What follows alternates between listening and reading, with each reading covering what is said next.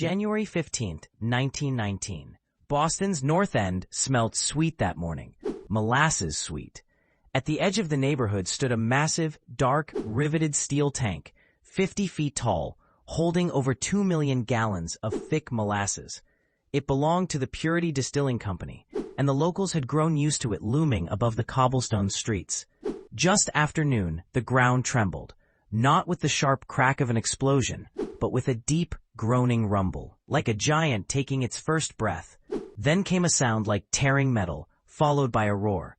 The tank burst. A wall of molasses 15 feet high surged through the streets at 35 miles per hour. People had seconds to react. Horses reared in terror but couldn't outrun it. Wagons, beams, and entire staircases were swept along like driftwood. The wave hit buildings with enough force to rip them from their foundations. The stickiness was its own kind of horror. Once caught, there was no escaping. The more you struggled, the more it pulled you down. Eyewitnesses later said they could hear screams muffled beneath the syrupy flood.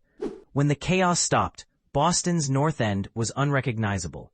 21 people were dead, over 150 injured. Rescue efforts were slow and brutal.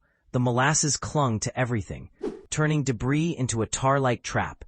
The smell lingered for decades. Old-timers swore they could still taste it in the air every summer. Investigations revealed the tank had been poorly built, leaking for years.